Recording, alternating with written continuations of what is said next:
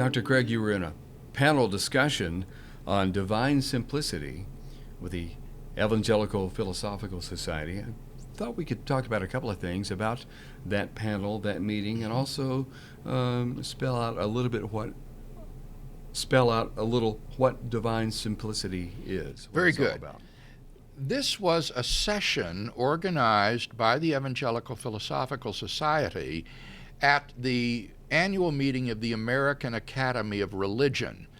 The American Academy of Religion is a professional society for teachers of religious studies at secular universities and divinity schools as well. And the sessions at the AAR are so wide-ranging. I mean, it's everything from Buddhist studies to Native American religions to Tibetan studies to lesbian and queer perspectives on various things. I mean, it is all over the map.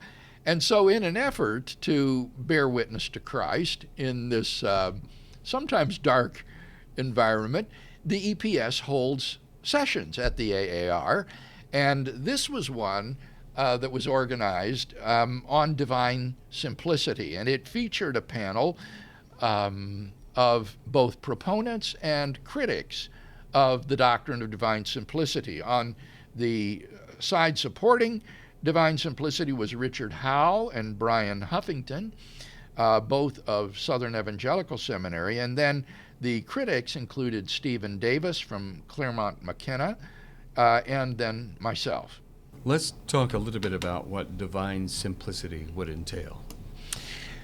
What was at issue here is a very, very strong doctrine of divine simplicity that is expounded by Thomists, that is to say, those who are followers of Thomas Aquinas.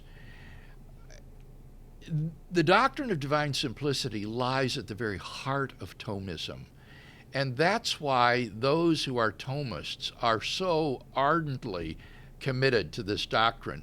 For those of us who are not Thomists, the doctrine of divine simplicity is a sort of curiosity, an arcane vestige of a certain theology of the past that is not really all that relevant or important. And so I just can't get exercised about this doctrine. But for Thomists, this is absolutely essential. And Southern Evangelical Seminary is committed to Thomism. This seminary was started by Norman Geisler, who is a Protestant Thomist, and they still carry on that legacy of a doctrinaire commitment to Thomism. Now, what Thomism holds is that things are metaphysically composed of an essence, which would be the properties that serve to define what a thing is. For example, if I were to say, what is a horse, or what is a chair, you would then list the defining properties that make a thing a horse, or that make it a chair. And so on Thomism, everything that exists has an essence that defines what it is. But simply having an essence doesn't make the thing exist. For example, there's presumably a unicorn essence, that if anything has these properties of being a unicorn, then it would be a unicorn. But that doesn't mean that unicorns exist. In order for an essence to be instantiated in reality, there needs to be an act of being or an act of existence conjoined with that essence in order to produce an actually existing thing. Now, the claim is that this conjunction of an essence with an act of being requires a cause. The essence can't cause itself to exist because that's just purely theoretical. It has no being, right, until the act of being is conjoined with it. So the essence can't cause the thing to exist. It can't cause itself to exist because it doesn't exist until it has the act of being conjoined to its essence. So for anything composed of essence and existence, there needs to be an external cause. And if that thing is conjoined of essence and existence, then it will need a further cause. And Aquinas would say these acts of being, or these causes of being rather, can't go on to infinity. It'd be a vicious infinite regress. Yes, that's right. That's right, and nothing would exist. You've got to get to a being which is not composed of essence and existence, and therefore doesn't need a cause. And for this being, its essence just is the act of existence or the act of being. It is the act of being itself subsisting in a necessary, uncaused way. And that would therefore be perfectly simple. It would have no composition. There's no composition of essence and existence. It doesn't have a plurality of properties. It is just the pure act of being, which is absolutely simple. And that's what the Thomistic doctrine of simplicity comes down to, that God just is the pure act of being without any kind of metaphysical complexity or composition. Now, Okay. I've tried to explain it as best I can. It is a very difficult doctrine, indeed one that I think may be unintelligible, but that's the claim. Yeah. Well, you hear little pithy sayings like, God has no parts with which he can part, and things like that. God is not composed of something. He's absolutely simple. Yes, and there are more modest doctrines of divine simplicity. For example, that God is not composed of separable parts. I would affirm that. Yeah. But the Thomistic doctrine, which is where the interest today really lies, people who aren't Thomists don't have much interest in affirming this doctrine because it's not a biblical doctrine. But if you're a Thomist, then you're committed to this view of God, and so you've got to go to the mat in defense of it, or Thomism will be sacrificed. Yeah. Let me see if I can give a couple of illustrations and ask you about them, Bill. For example, the Mormons, they have this ascended God who was once a man, and so he is composed of atoms. He's composed of cells and hair and teeth, glorified somehow. Yes. But so that would not be a simple being. Obviously not. That would be a complex. gross, complex being that's composed of physical parts. Okay. Now, Right. if God is immaterial, could God still be composed of various immaterial things? Well, he could have different properties. For example, even though God would be a purely spiritual substance and not composed of physical parts, nevertheless, he could have the property of omniscience and the property of omnipotence and the property of holiness or goodness. And these aren't the same property. To be omniscient is obviously not to be good. To be omnipotent is not the same as to be eternal.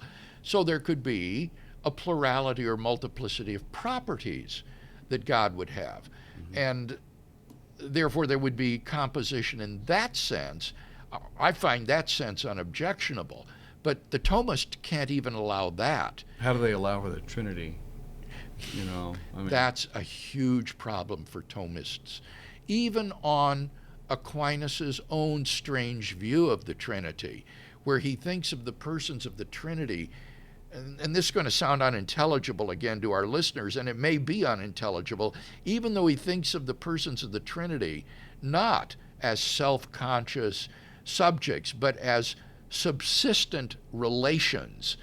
The Father is like the subject of the relation, and the Father wills and loves himself, and the Son is the Father as loved and known by himself. He's sort of like me, in relation to I. I can objectify myself and think of myself. And so I have I, who is the subject, and then me is the object.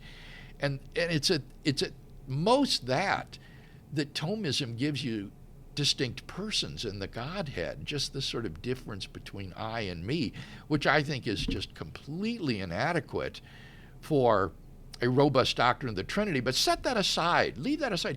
Even on the face of it, given Thomas's view of the Trinity and the Trinitarian persons as subsistent relations, it's still hard to see how this is reconcilable with divine simplicity, because it would imply that there are relations within God, that there's a multiplicity of relations, and the relation of paternity that the Father has to the Son is not the same relation that the Son has to the Father or that the Father has to the Holy Spirit.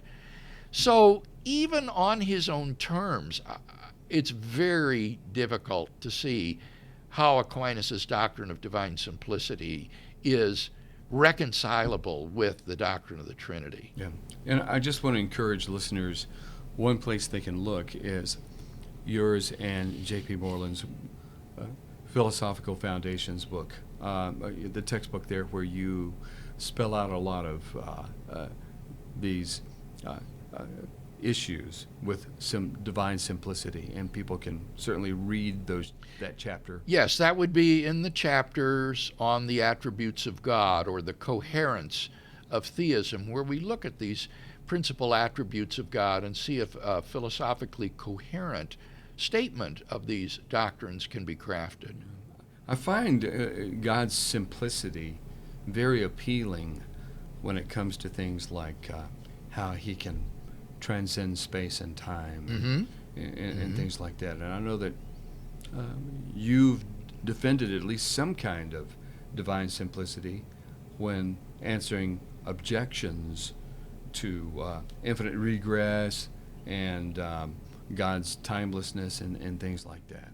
Well, and particularly against Richard Dawkins' claim that postulating a divine designer is to postulate an entity that is just as complex as the universe itself, and so doesn't make any advance in simplicity.